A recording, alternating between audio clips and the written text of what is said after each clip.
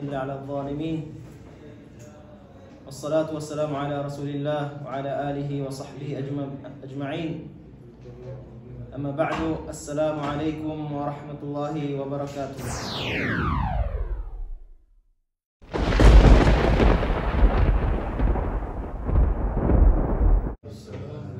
اللهم علمنا ما ينفعنا وانفعنا بما علمتنا وزدنا علما سبحانك لا علم لنا إلا ما علمتنا إنك أنت العليم الحكيم قد كانت أيام هذا الشهر الكريم معمورة بالصيام والذكر والتلاوة القرآن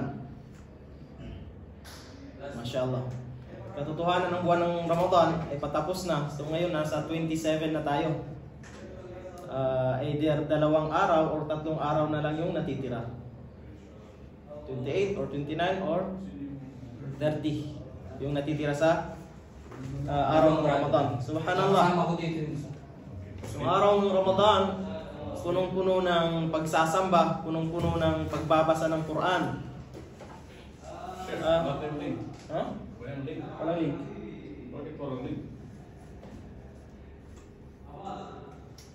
Walang link, sir. Same Monday. Siguro. Same yesterday. Yung araw ng Ramadan, napupuno natin ng pagbabasa ng Quran, pag-alala sa Allah subhanahu wa ta'ala sa tagapaglikha, at yung gabi naman ay nabibisi tayo sa pagsasala, pagtitiyam at pagtarawih. Wantahat tilkal layali wal ayyam. Pero tulad din ng sabi nila, kapag may simula, may ending talaga. So papalapit na yung ending ng Ramadan. So parang yung dumaang araw ng Ramadan ay parang oras lang, isang oras lamang sa bilis niya. Pero nararapat sa isang Muslim yung natitira ay mas importante sa kanya kaysa yung mga dumaan. Kumbaga sa isang paligsahan, ang tinitingnan sino yung sa panghuli, hindi yung sa simula. Kung sa simula mabilis yung takbo, pag aabot sa hulihan, bumagal na. So hindi ganon. Dapat aabot ka talaga sa finishing line. Doon talaga makikita kahit sa paligsahan, hindi paano ka nagsimula, kundi paano mo tatapusin yung labanan. So ganun dapat sa isang Muslim. May natitira pa ilang araw, 3, 2.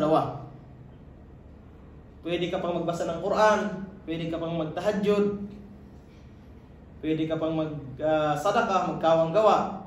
Hindi yung parang nawalan ka na ng pag-asa. Or di kaya parang sinasabi nga sa Arab parang malal wal futuh, kumbaga parang boring na. O di kaya parang wala ka ng lakas. Kasi nga parang feeling mo patapos na yung Ramadan eh. So hindi ganon. Habang nasa loob ka pa ng Ramadan, may oras ka pa humingi ng kapatawaran, may oras ka pa magbasa ng Quran, may oras ka pa magsala. Hindi pa tapos yung Ramadan. So hingin natin sa Allah subhanahu wa ta'ala na tanggapin yung mga naunang araw ng Ramadan na ginawa nating pagsamba. At naway patawarin tayo ni Allah subhanahu wa ta'ala sa ating mga pagkukulang sa Kanya. Inshallah, yung babanggitin natin ngayon yung mga patungkol sa mga dapat gawin sa araw ng Eid. Yung sa Eid al-Fitr, sa araw ng Eid. Ano yung mga nararapat gawin ng isang Muslim sa araw ng Eid? Unang-una dito, yung nabanggit ni Sheikh Mix, yung Zakatul Fitr. Pagbibigay ng Zakat al-Fitr. Zakatul Fitr, nabanggit ni Sheikh Mix, yun ay tuhuratun lis-sa'im, panglinis sa nag-aayuno. Ano man yung mga pagkukulang niya, ano man yung mga nasabi niyang mali sa kanyang kapwa, medyo kung nakasakit man siya, itong Zakat al-Fitr, ito yung mga pumupuno doon. Kung may mga pagkukulang ka man, may pagkakamali ka man, ito yung Zakatul Fitr yung pumupuno doon. So sinabi ng Propeta Muhammad sallallahu alaihi wasallam galing kay Abdullah bin Umar, sinabi niya, فرض رسول الله صلى الله عليه وسلم زكاة الفطر صاعا من تمر أو صاعا من شعير على العبد والحر والذكر والأنثى والصغير والكبير من المسلمين وأمرنا أن تؤدى قبل خروج الناس إلى الصلاة.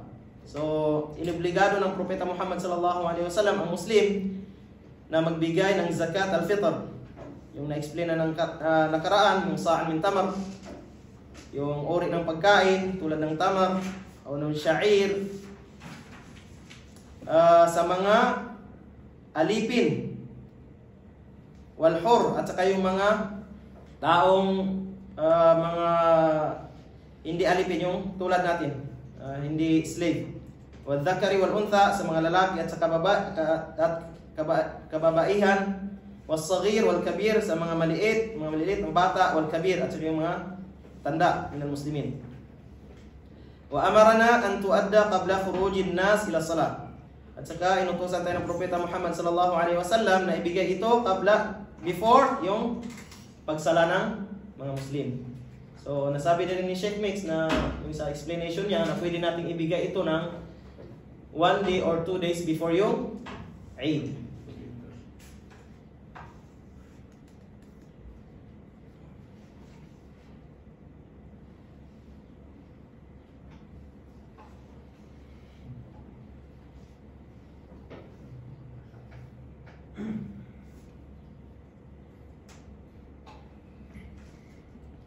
Okay na? So, may naalala lang ako, kahit yung fakir, yung taong pinakamahirap talaga, yung walang-wala, naitanong ko doon sa aking imam, sabi niya kung yung pinaka-fakir, yung walang kaya talaga, obligado rin ba sa kanya na magbigay ng zakatul fitr? Yung walang-wala. So, syempre, walang-wala siya, hindi obligado sa kanya. Pero, kapag may ibinigay sa kanya, example ako, nagbigay ako sa isang fakir o taong mahirap talaga, pulubi. So, nagkaroon na siya ng bigas, zakatul fitr. So, yung ibinigay sa kanya, pwede niya rin yung ibigay kung may matitira pa sa kanya at saka sa pamilya niya. Kasi minsan yung bibigyan natin ng zakatul fitr yung taong pulubi. So kapag marami yung naibigay sa kanya, pwede niyang ilabas yung zakatul fitr niya doon mula sa naibigay sa kanya. So yun ang unang gagawin ng isang Muslim, yung pagbibigay ng zakatul fitr bago pumunta yung mga tao sa pagsasala. Kasi kapag nailabas mo ito tapos na yung sala, ito ay maipabilang na lang sa bilang isang sadaqah, hindi na siya zakat. Kapag sinadya mo ito, ikaw ay atim, ikaw ay makasalanan. So dapat pilitin ng isang Muslim na maibigay itong zakatul fitr isang araw o 2 araw before yung salatul Eid, at ang pinakamainam dito ay yung ibigay sa before talaga yung sala ng Eid. Pero kapag mahirapan ka, mas mainam na yung maibigay mo isang araw o 2 araw yung Eid. Pangalawa dito yung takbir, yung pagsasabi ng Allahu Akbar. Sinabi ng Allah Subhanahu wa Ta'ala, "Walitukabbirullaha 'ala ma hadakum wa la'allakum tashkurun." At saka magtakbir kayo sa Allah Subhanahu wa Ta'ala dahil ginabayan kayo, wala'allakum tashkurun, at sa ganon ay kayo ay magpasalamat sa Kanya, sa Suratul Baqarah. So yung pagtakbir, ito ay magsisimula sa huling araw ng Ramadan.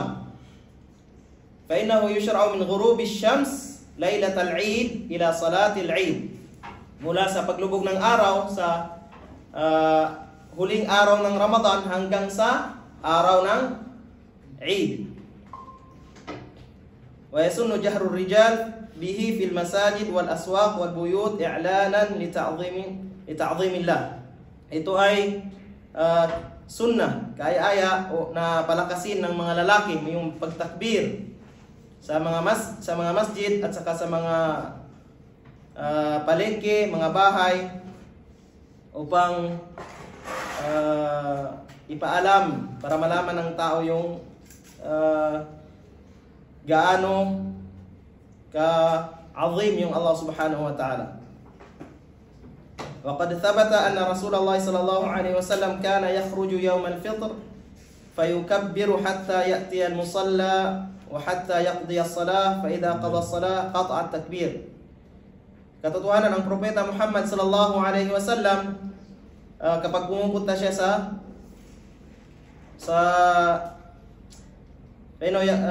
kana yakhruju yawm al-fitr, papunta siya sa Eid para magsala, siya ay nagtatakbir. Nagsasabi siya ng Allahu Akbar, Allahu Akbar.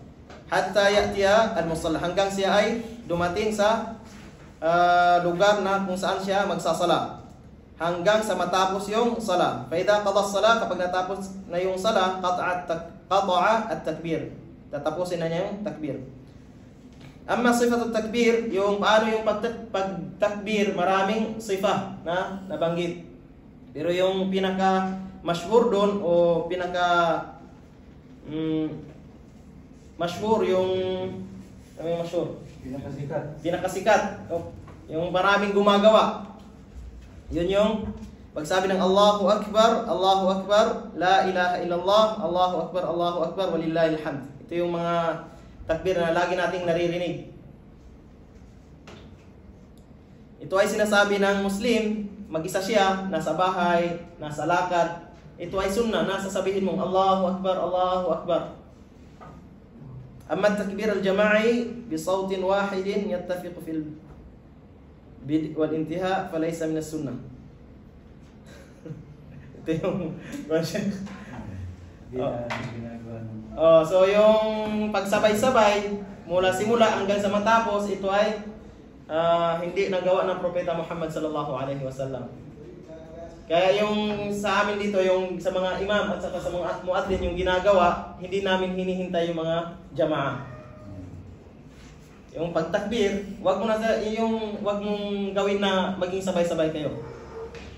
Pagtakbir ng imam, matapos man ulit sila, hindi, wag mong sabayan yung pagtakbir. Bibilisan din nila yun. Bibilisan din. Yun ang bandon. So, yung may paano yung magamit ang mikropono? Gamit ang yan. Inshallah, kapag may tatanong tayo, nandito Sheikh Mix, inshallah, sasagutin niya. Meron pang... Oo. Kasi kung yung sunnah talaga, yung magtakbir yung bawat isa. Sa bahay niya, kasama yung anak niya, magtakbir, sa palengke. Yun yung sunnah talaga ng pagtakbir. Ito yung dapat kasing gawin para yung isang lugar parang mapuno siya ng pagtatakbir sa Allah subhanahu wa ta'ala. Yung marinig mo sa bawat isa na magtakbir bilang pasasalamat sa Allah subhanahu wa ta'ala na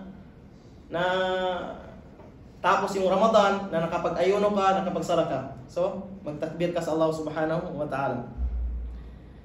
Isa pang mga ruling sa pag-Eid, yung pagligo. Fayastahibbul ightisal lil-Eid. Ito ay sunnah lamang, yung maliligo ka.